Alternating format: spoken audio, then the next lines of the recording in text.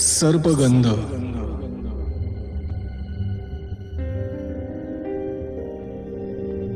तिनं कॉफीचा कप माझ्या हातात दिला. आम्ही कॉफी प्यायलो. मी सिगारेट शिलगवली आणि सावरून बसत एक दीर्घ श्वास घेऊन उर्मिलानं बोलायला सुरुवात केली. नेमकी कुठून सुरुवात करावी हे कळत नाहीये. बऱ्याच गोष्टी अशा आहेत की ज्या शब्दात सांगताच येणार नाहीत. तरीही जसं सुचेल तसं शब्दात व्यक्त करण्याचा प्रयत्न मी करते. एक गोष्ट मी आधी स्पष्ट करते की तुम्ही मला तुमच्या साप्ताहिकातून प्रसिद्धी द्यावी म्हणून मी तुम्हाला बोलावलेलं नाही. कारण प्रसिद्धीपेक्षाही प्रत्यक्षाची मला गरज जास्त आहे. म्हणजे तुमच्या प्रत्यक्ष मदतीची मला गरज आहे. प्रत्यक्ष मदत असं उर्मिलानं म्हणताच स्वतःच्या नकळत माझ्या भुवया उंचावल्या. तिनं ते पाहिलंही, पण ती बोलण्याच्या ओघात असल्यामुळे तिनं तिकडे दुर्लक्ष केलं असावं. मीही त्यावर अधिक विचार न करता तिचं बोलणं ऐकल्यावर माझं लक्ष केंद्रित केलं. ती सांगत होती, माझे पती व्यापारी आहेत. रायगड जिल्ह्याचे एक आमदार माझ्या पतीचे मित्र असल्यामुळे मला इथे आमदार निवासात उतरायला मिळतं. आता ज्या विषयावर मी बोलणार आहे त्या विषयाचा आणि माझ्या पतींचा काडीचाही संबंध नाही. ते एवढंच समजतात की त्यांचा मुलगा खूप आजारी असतो आणि त्याचा रोग जगातला कुठलाही डॉक्टर बरा करू शकणार नाही. एकतर या जगात जे दिसतं त्यापेक्षाही जे दिसत नाही ते अधिक व्यापक असतं याची सुतराम कल्पनाही माझ्या पतींना नाही. आणि दुसरं म्हणजे त्यांना त्यांच्या व्यापारातून जराही फुरसत मिळत नाही. आणि पती जरी गुजराती असले तरी मी मुळातली मराठी. श्रीवर्धनच्या पटवर्धन शास्त्रींची मी मुलगी. माझे वडील हे वेदशास्त्र संपन्न ब्राह्मण होते आणि उत्तम ज्योतिषीही होते. त्यांनी जे माझ्या बाबतीतलं ज्योतिष सांगितलं ते मी तुम्हाला नंतर कधीतरी सांगेन. पण मी वेदोक्त शास्त्राची मुलगी असल्यामुळे असेल किंवा माझ्या मुलाला झालेल्या रोगामुळे असेल किंवा त्याच्या विचित्र जन्मकथेमुळे असेल, या जगात दृश्य सृष्टीवर अदृश्य सृष्टीची हुकमत असते हे मला जाणवलेलं आहे. माझा मुलगा पद्मनाभ आता 8 वर्षांचा आहे. प्रत्यक्षात तो 2-3 वर्षांचा दिसतो. जर त्याचा नुसता चेहरा पाहिला तर तो 8 वर्षाच्या मुलापेक्षा मोठा म्हणजे 14-15 वर्षांचा दिसतो. तो जन्माला आला तेव्हापासून ते आत्तापर्यंत 8 वर्षाचा होईपर्यंत त्याचे पाय जमिनीला लागलेले नाहीत. अंथरुणातच तो 8 वर्ष पडून आहे. त्याच्या रक्तातील पांढऱ्या पेशी वाढतच नाहीत आणि जर त्याला कुठे जखम झाली तर रक्त गोठून जखम वाहून ती बंद होण्याची प्रक्रियाच होत नाही. म्हणजे शरीरातील रक्त एखादी प्लॅस्टिकची पिशवी फाटल्यासारखं वाहतच राहतं. हिंदुस्थानातले सर्व डॉक्टर्स झाले. त्यांच्याच सांगण्यावरून आम्ही त्याला अमेरिकेतही नेऊन आणलं. पण त्याच्या या विचित्र रोगावर नियंत्रण कोणालाच आणता आलेलं नाही. फक्त एकच उपाय तो जिवंत राहता यावं म्हणून करता येतो. तो म्हणजे त्याच्या शरीरात विशिष्ट कालावधीनंतर सातत्यानं नवीन रक्त भरत राहणं.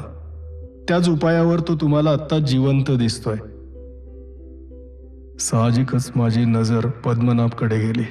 मला वाटलं की तो अजूनही जागा असेल, कारण त्याच्या आईची त्याच्याकडे पाठ होती. त्यामुळे तिच्या नकळत तो डोळे उघडे ठेवू शकत होता. पण त्याच्या पापण्या जड होऊन बुब्बुळाला चिकटल्या होत्या. त्यामुळे त्याच्या पापण्यांवरच्या रक्तवाहिनी स्पष्ट दिसत होत्या. त्याचा श्वासोच्छ्वास अत्यंत संथ झाला होता. खिडकीतून येणाऱ्या वाऱ्याच्या झुळकीमुळे त्याचे पिंगट केस भुरूभुरू उडत होते. त्यामुळे मुळातच भव्य असलेलं त्याचं कपाळ केसांनी झाकलं जाऊन अरुंद दिसत होतं. त्याला खरोखरची झोप लागली होती. नकळत मी सुटकेचा श्वास सोडला. पद्मनाभ 1 वर्षाचा झाल्यावरही चालू शकत नाही हे ज्या क्षणी लक्षात आलं त्या क्षणापासून माझा संसार संपला. पती, घर, सामाजिक प्रतिष्ठा, सामाजिक स्थान या माझ्या भूमिकाच संपल्या. एखाद्या जोगिणीप्रमाणे मूल हातात घेऊन मी शेकडो डॉक्टरांचे उंबरठे 7 वर्ष झिजवले. माझं सर्व विश्वच पद्मनाभमध्ये केंद्रित झालं. त्याचं हास्य, त्याचे विचार, त्याचे हावभाव, त्याच्या गरजा याखेरीज या जगात काळजी करण्यासारखं दुसरं काहीही नाही अशीच माझी भूमिका झाली. सुरुवातीस माझ्या पतीनं मला खूप समजवण्याचा प्रयत्न केला. आपण एखादी कायमची नर्स त्याच्या दिमतीसाठी ठेवू, पण तू संसारातून एकदम विरक्त होऊ नकोस अशीही त्यांनी 1000दा मला विनंती केली. पण त्या विनंतीकडे लक्ष देण्याच्या मनस्थितीत मी कधी आले नाही, कारण त्यांना ठाऊक नव्हतं की पद्मनाभच्या या अवस्थेला खरं तर मीच कारणीभूत होते. यावेळी मात्र माझ्या भुवया ताणल्या गेलेल्या तिनं पाहिल्या. तुम्हाला आश्चर्य वाटणं साहजिकच आहे. आता जे मी सांगेन ते मला सर्वांनाच सांगता येणार नाही. तसा मी प्रयत्न केला तर लोक मला वेड्यात काढतील. पण मला तुमच्याजवळ सांगायला काही वाटणार नाही, कारण तुमचे आतापर्यंतचे सगळे स्पेशल रिपोर्ट्स मी वाचलेत. तुम्ही एका प्राचीन परंपरेचं प्रतिनिधित्व करण्याचा प्रयत्न करत आहात हे माझ्या लक्षात आलंय. माझे वेदशास्त्र संपन्न वडीलही याच प्राचीन विचार परंपरेचे अभ्यासक होते. आज माझ्या पतींचं आणि माझं पटत नाही. मी मघाशीच म्हटलंय की पद्मनाभ हेच माझं सुख आणि हीच माझी समस्या झाल्यामुळे माझं संसारातील लक्ष उडून 7 वर्ष झाली आहेत. दिवस रात्र पैसा कमावण्यासाठी माणसाचा जन्म असतो अशी निष्ठा असलेल्या माझ्या पतींना माझी फार काळ वाट पाहणं सहन झालं नाही आणि त्यांनी दुसरी वाट धरली. म्हणजे त्यांनी मला घटस्फोट दिलेला नाही, पण जसं दुकानातल्या एका नोकरावर गल्ला सांभाळण्याचं काम असतं, दुसऱ्यावर माल तयार करण्याची जबाबदारी, तिसऱ्यावर बिलं तयार करण्याची जबाबदारी असते, तशीच माझ्यावर त्यांचा मुलगा पद्मनाभ याची व्यवस्था पाहण्याची जबाबदारी असं ते समजतात. यापेक्षा अधिक स्थान मला त्यांच्या घरात नाही.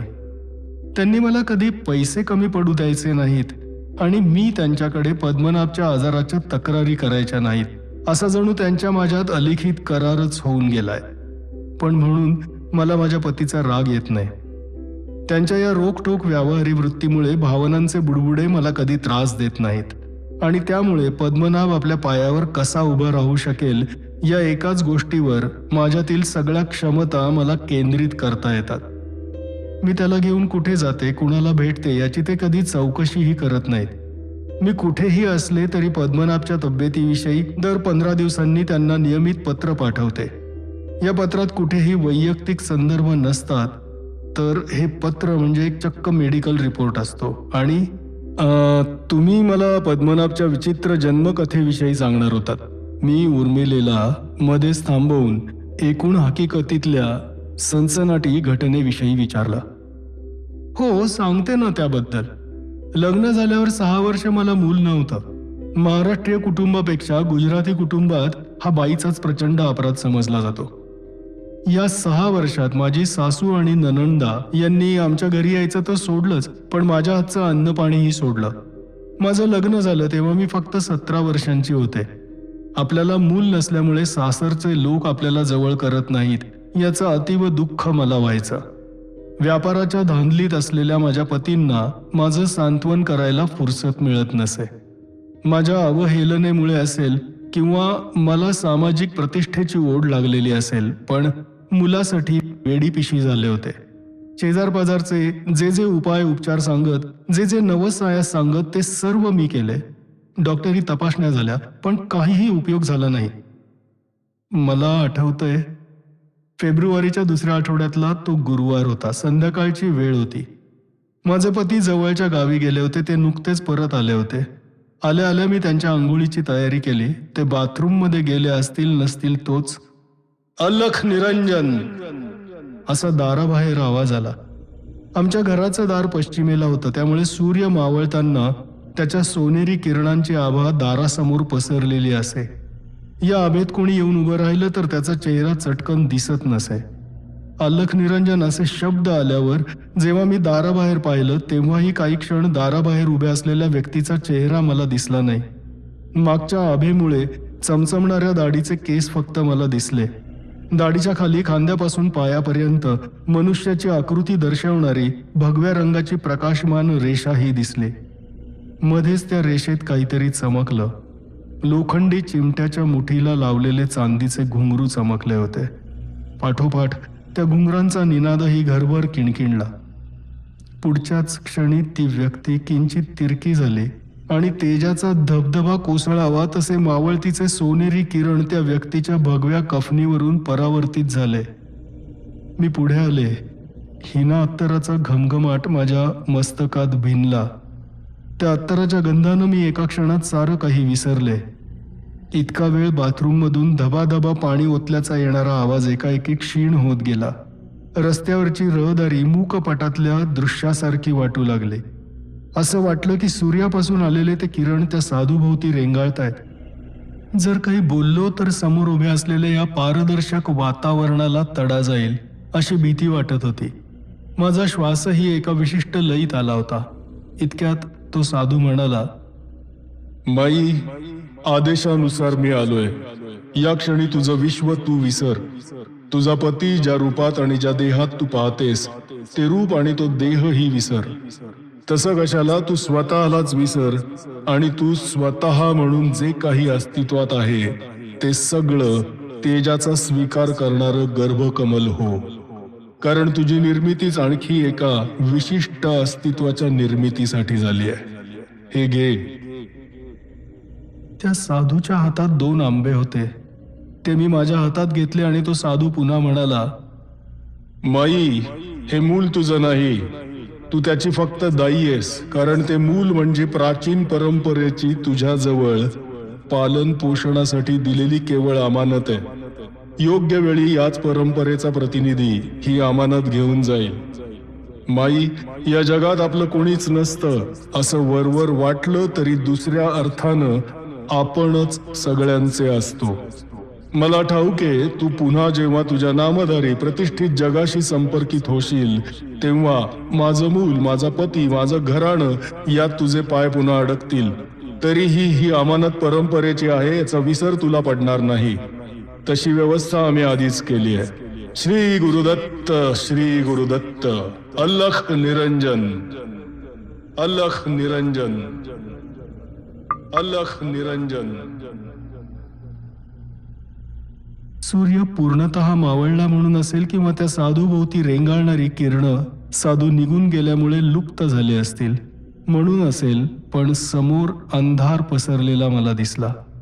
इतका वेळ ऐकू न येणारे रस्त्यावरचे आवाज मला पुन्हा ऐकू येऊ लागले. धाडकन दरवाजा उघडल्याचा आवाज झाला. माझे पती अंघोळ आटोपून बाहेर आले होते. डोकं पुसता पुसता कधी नव्हे ते मला म्हणाले, उर्मिला, आज आपण सिनेमाला जाऊया. माझ्या हातात त्या मगाच्या 2 वस्तू होत्या.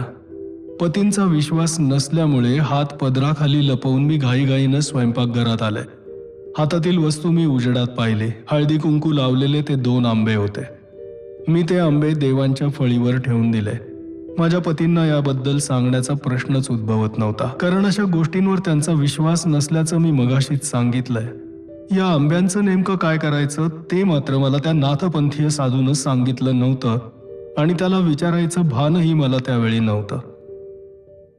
त्या रात्री आम्ही सिनेमाला जाऊन आलो, पण आंब्यांचं काय करायचं याच्याच विचारात मी असल्यामुळे सिनेमा पाहण्यात माझं लक्षच नव्हतं. घरी आल्यावर कितीतरी वेळ डोळे टक्क उघडे ठेवून मी नुसतीच पडून होते. अपरात्री कधीतरी झोप लागली आणि तो नाथपंथीय साधू स्वप्नात आला. त्यानं मला काही सांगितलं नाही, पण जाग आली. मला स्वप्नाचा अर्थ कळला होता. जे आंबे मला साधूनं दिले होते ते मी कापून खावेत असंच त्यानं मला सुचवलं होतं. तशीच अंथरुणातून उठले, आंघोळ केली आणि फळीवरचा एक आंबा कापला आणि खाल्ला. दुसरा आंबा तसाच फळीवर ठेवून दिला. आज मला असं वाटतं की मी ते दोन्ही खाल्ले असते तर माझ्यावर म्हणजे माझ्या मुलावर हा प्रसंग आला नसता. स्वप्नात साधूनं दोन्ही आंबे कापून खाल्ल्याचं मला दिसलं होतं. मीही तसंच करावं म्हणजे दोन्ही आंबे खावेत असा संदेशच त्यानं मला दिला होता. पण मी एकच आंबा खाल्ला आणि उरलेला एक आंबा माझ्या पतीनं मी घरात नसताना मोलकर्णीला देऊन टाकला. साधूनं आंब्यांच्या रूपानं एक नवीन आणि पूर्ण जीवन माझ्या हातात दिलं होतं. पण स्वतःची गरज आणि दुःख यांचंच अवडंबर करण्यात मशगूल झालेल्या मला साधूच्या कृतीचा अर्थ कळला नाही. मला मुलगा झाला, पण तो हा असा अर्ध जीवन असलेला, जिवंतपणाच्या कुठल्याच हालचाली न करणारा. उर्मिला पद्मनाभकडे बोट दाखवत म्हणाली. पद्मनाभ अजून झोपलेलाच होता. एवढी सगळी हकीकत उर्मिलेनं मला सांगितली तरी यात मी काय करू शकतो किंवा हे सगळं मला सांगण्याचा तिचा उद्देश काय ते मला कळलेलंच नव्हतं. आपल्या चुकांमुळे पद्मनाभ असा होऊन पडलाय एवढंच उर्मिलेला सांगायचं होतं का नाथपंथीय साधूच्या कृपाप्रसादानं तिला मुलगा झालाय हे तिला सांगायचं होतं.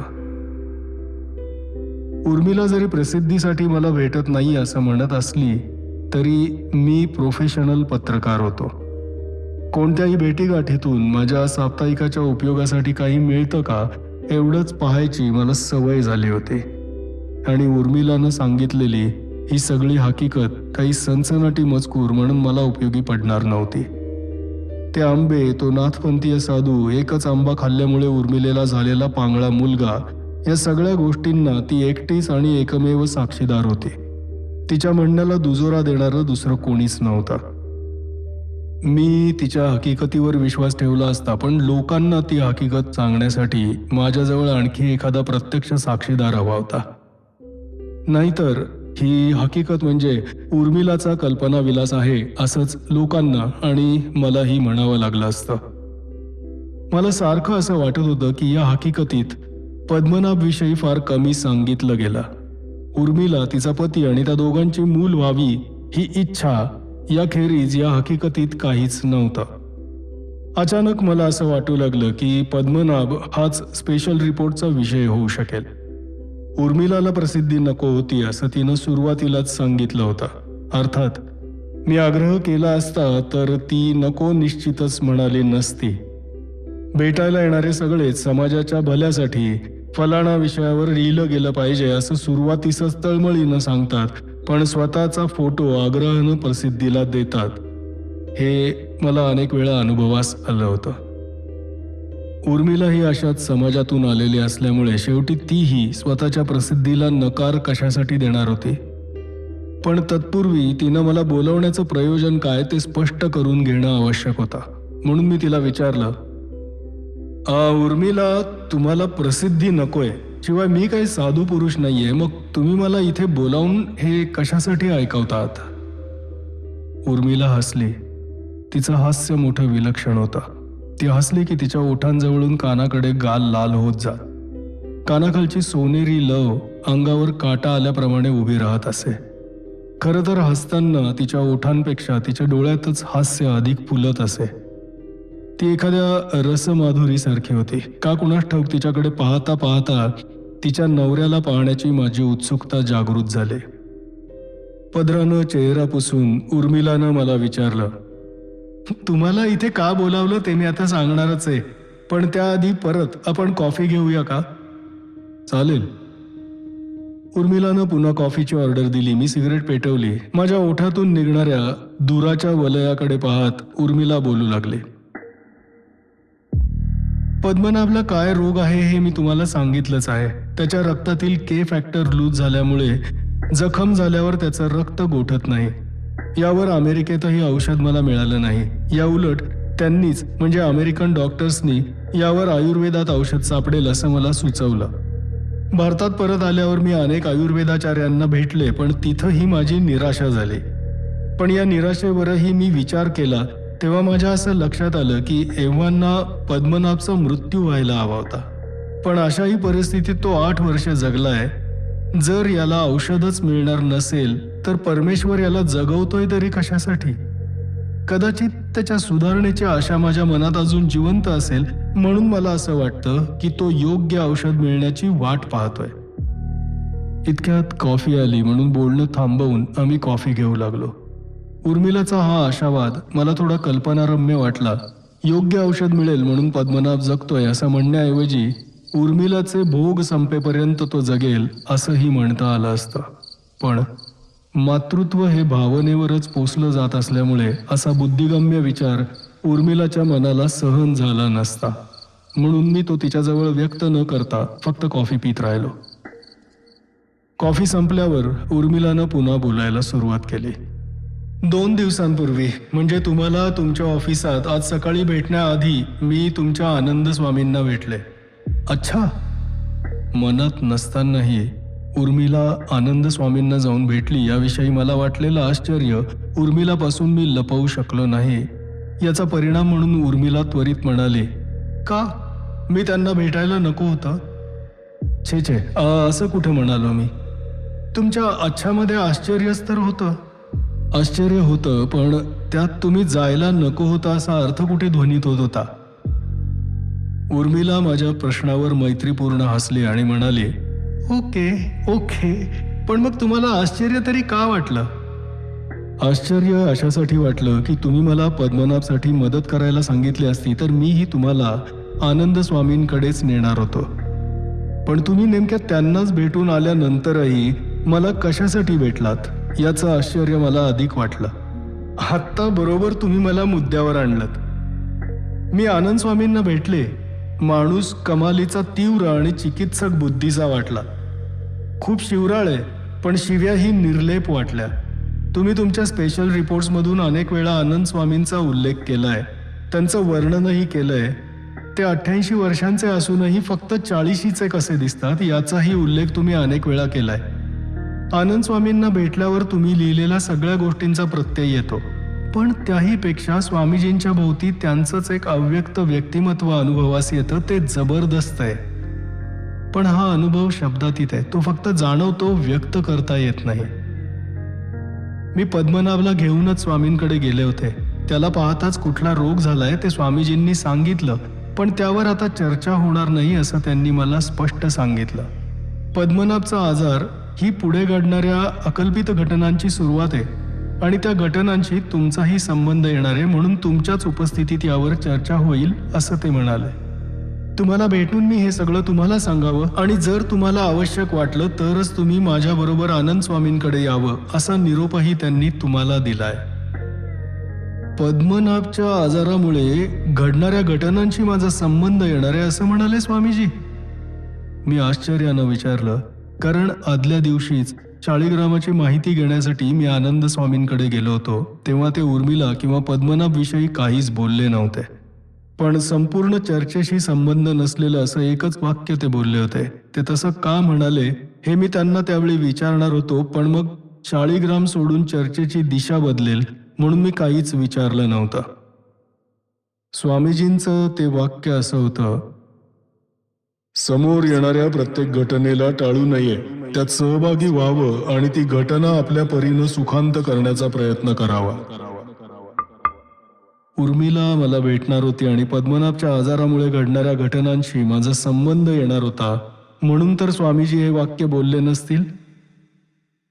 अचानक माझ्या ध्यानात आलं की उर्मिलाचे डोळे माझ्या मनात चाललेल्या विचारांचा वेध घेण्याचा प्रयत्न करतायत. मी तिच्या नजरेला नजर भिडवली तेव्हा लगेच तिनं स्वतःला सावरलं आणि ती म्हणाली, होय, तुमचा या घटनांशी संबंध येणार आहे असं स्वामीजी स्पष्ट म्हणाले. आता तो वाढवायचा का नाही हे तुम्ही ठरवायचं. आनंद स्वामींची सूचना ही माझ्यासाठी आज्ञाच असते. मग केव्हा जाऊया? उर्मिलानं लगेच विचारलं. मी क्षणभर विचार करू लागलो. पुढच्या 5 दिवसात मला नव्या विषयावर स्पेशल रिपोर्ट द्यायचा होता.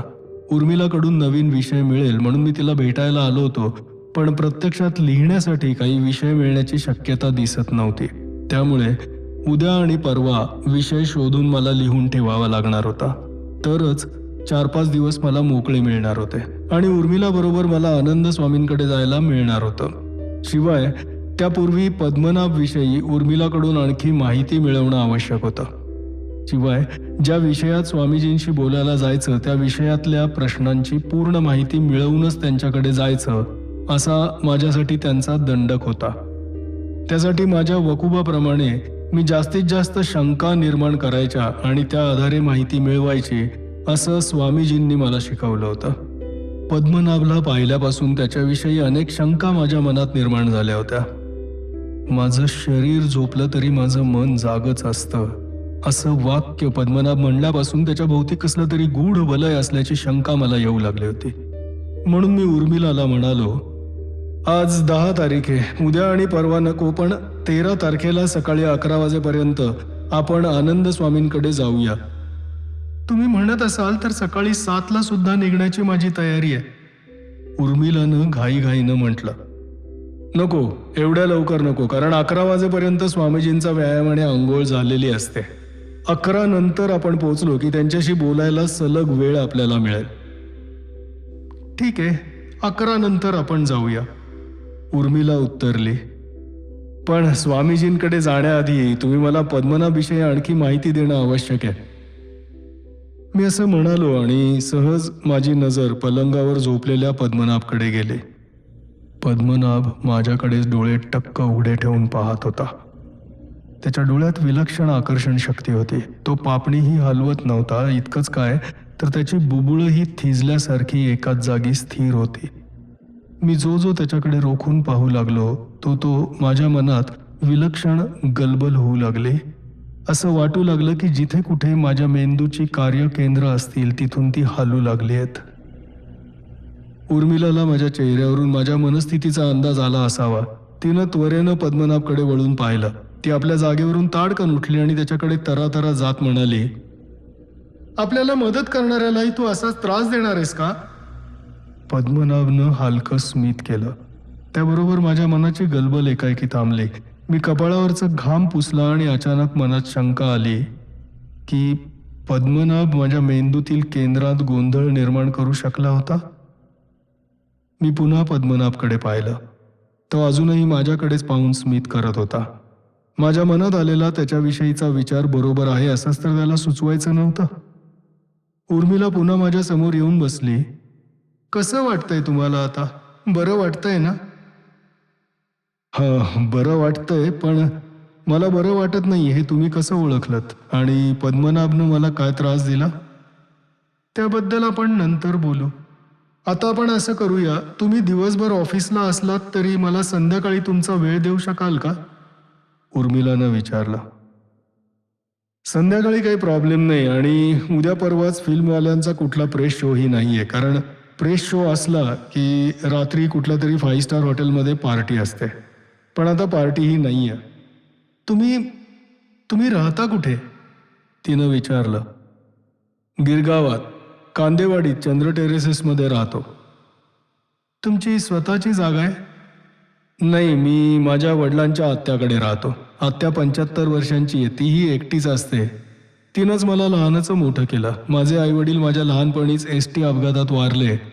तेव्हा त्यांच्याबरोबर आत्या होती. मी आणि आत्या अपघातातून वाचलो. तेव्हापासून आत्यानं मला सांभाळलं आणि आता मी तिला सांभाळतो. अच्छा, मग तुम्ही उद्या सिनेमाची पार्टी असं समजूनच माझ्याकडे या. आपण एखाद्या 5 स्टार हॉटेलमध्ये जाऊया. पद्मनाभच्या आजारामुळे गेले कित्येक वर्षात मी ही चांगल्या हॉटेलमध्ये गेली नाही आहे. आणि पद्मनाभचं काय करणार? तो इथेच राहील. इथेच एकटा राहील? हो, तुम्ही येणार असं मी त्याला दुपारी सांगितलं तेव्हा तो होऊनच मला म्हणाला की मला तुमच्याबरोबर निवांत बोलण्यासाठी हॉटेलमध्ये जावं लागलं तर तो एकटा राहील म्हणून. मला आश्चर्य वाटलं. मला पद्मनाभविषयी आणखी माहिती उर्मिलाला विचारावी लागेल. हे पद्मनाभनं आधीच ओळखलं असेल. मी पद्मनाभकडे पाहिलं. त्यानं कटाळ मुलासारखे डोळे मिटून घेतले. मग तुम्ही उद्या याच, उर्मिलानं आग्रह केला. ठीक आहे, उद्या 7 वाजता मी इथे येतो. तुम्ही तयार राहा. मी कबूल केलं. थँक्यू, उर्मिलानं हसून म्हटलं. आता मी निघू? चालेल, मी बराच वेळ घेतला तुमचा. आता या घटनांशी माझा संबंध येणारच आहे असं एकदा आनंद स्वामींनी सूचित केल्यावर मग त्यासाठी कितीही वेळ गेला तरी कमीच आहे. मी मनापासून म्हणालो आणि उठून पद्मनाभच्या पलंगापाशी गेलो. त्याचे डोळे मिटलेले हे मला बसल्या जागेवरून दिसत होतं, पण मी जेव्हा त्याच्या जवळ जाऊन उभा राहिलो तेव्हा त्यानं चटकन डोळे उघडले.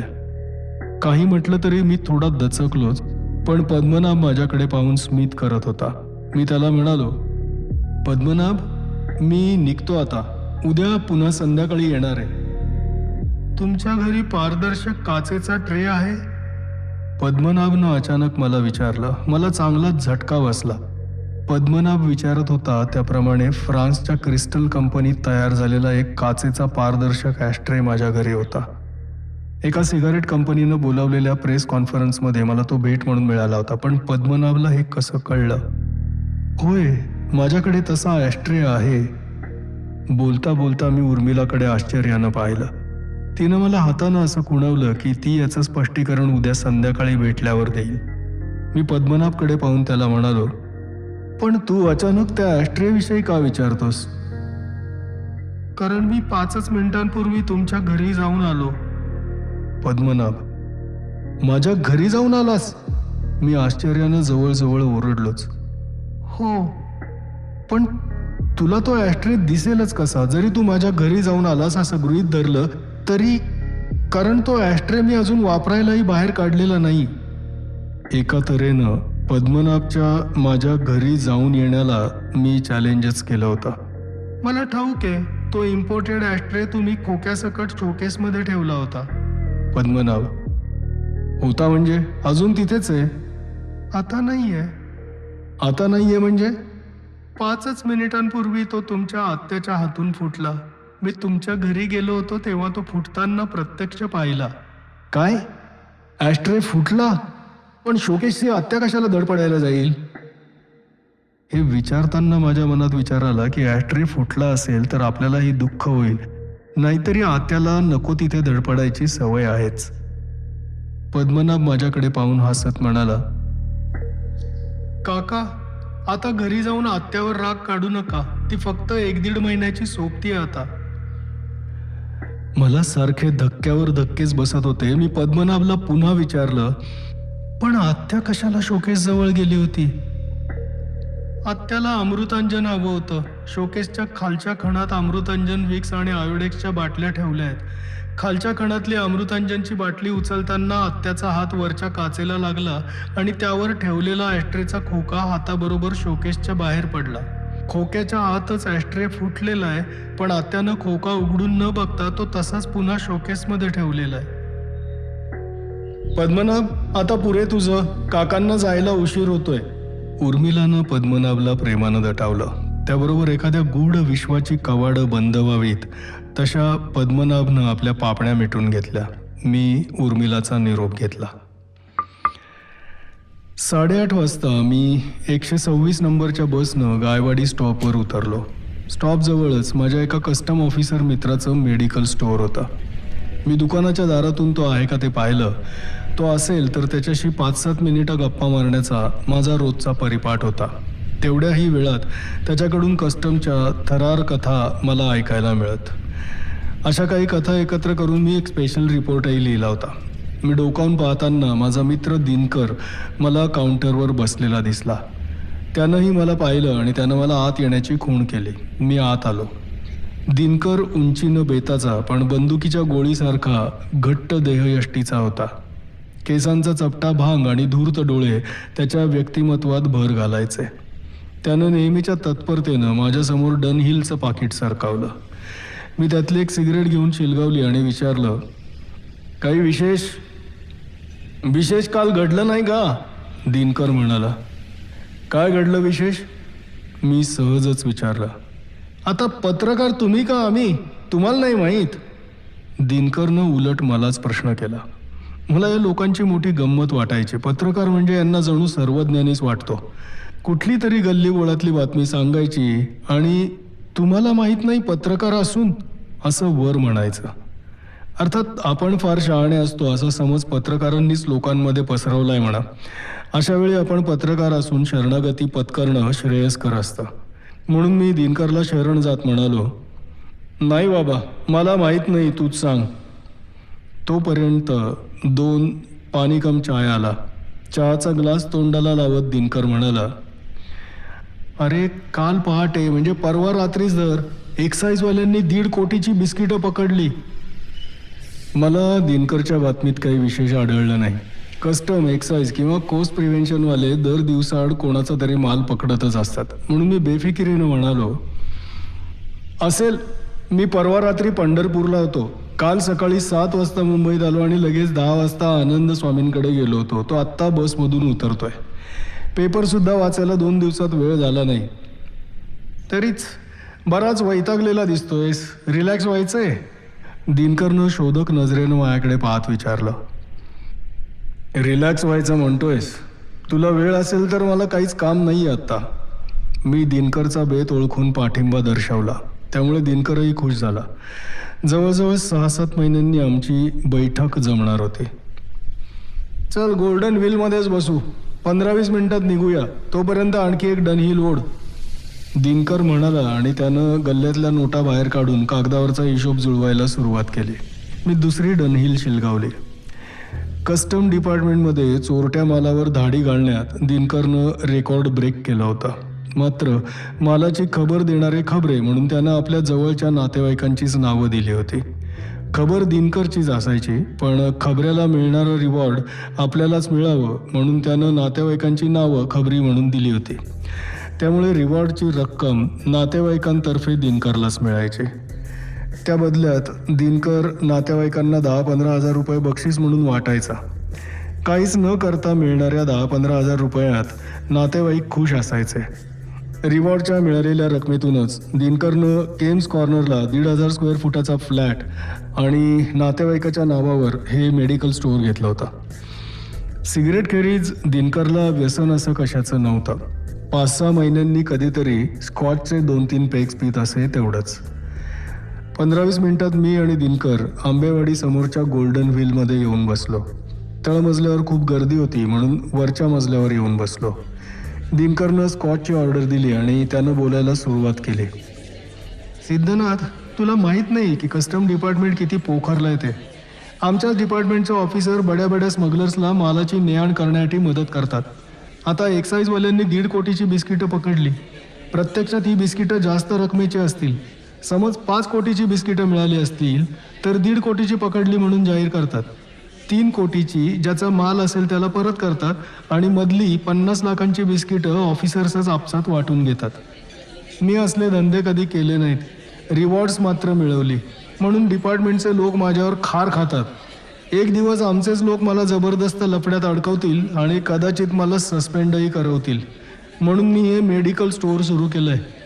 उद्या मी सस्पेंड झालो तर निदान बायका मुलांचे हाल तरी होणार नाहीत. आम्ही दोघांनी स्कॉचचे गुटके घ्यायला सुरुवात केली. मी दिनकरला विचारलं, दिनकर, मागे तू एअरपोर्ट स्मगलिंगविषयी सांगणार होतास.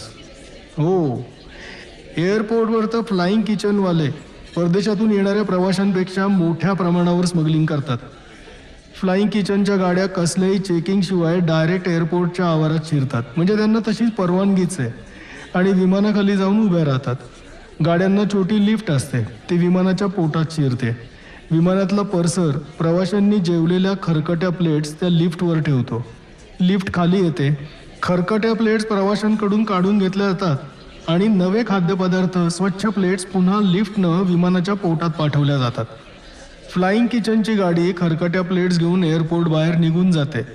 आत आणल्या जाणाऱ्या खाद्यपेयांनी भरलेल्या पार्सल्सचं किंवा विमानातून नेल्या जाणाऱ्या खरकट्या प्लेट्स किंवा वाट्यांचं चेकिंग होत नाही. नेमकं याच ठिकाणी स्मगलिंग सुरू होतं. विमानातले पर्सर्स बांधलेले असतात. खरकट्या भांड्यातून डायमंडचं जास्त स्मगलिंग होतं. फ्लाईंग किचनचा धंदा करणाऱ्या एका सिंधी माणसानं चर्चगेटजवळ एक 5 स्टार हॉटेल बांधलंय. या हॉटेलच्या सर्वात वरच्या मजल्यावर रिव्हॉल्विंग रेस्टॉरंट ही आहे. फ्लाईंग किचनच्या गाड्या या हॉटेलमधूनच एअरपोर्टवर जातात आणि पुन्हा हॉटेलपाशीच येऊन उभ्या राहतात. गाड्यातून आलेली खरकटी भांडी, प्लेट्स, वाट्या काळजीपूर्वक धुणाऱ्या गड्याला 10,000 रुपये पगार आहे. यावरूनच काय ते समज. याखेरीज एअरपोर्टवर ड्युटी करणारे custom officer, police, air hostesses यांचं रॅकेट तर जगजाहीरच आहे. आत्तापर्यंत आमचे 3 पेग्स झाले होते.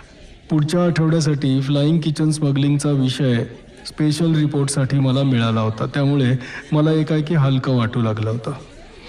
आणखी एक पेग घेऊन 11:30-11:15च्या सुमारास आम्ही गोल्डन व्हीलमधून बाहेर पडलो. 12 वाजेपर्यंत मी घरी पोहोचलो तेव्हा आत्या झोपण्याच्या तयारीत होती. जेवायचं आहे ना रे? आत्यानं विचारलं. हो. दिनकरला कितीही उशीर झाला तरी घरी जाऊन जेवायची सवय होती. त्यामुळे गोल्डन व्हीलमध्ये मीही जेवलो नव्हतो. आत्यानं जेवायचं ठेवलं नसेल तर पुन्हा नाक्यावर येऊन पावभाजी खाण्याचं मी ठरवलं होतं. म्हणून मी आत्याला विचारलं, आहे का काही खायला?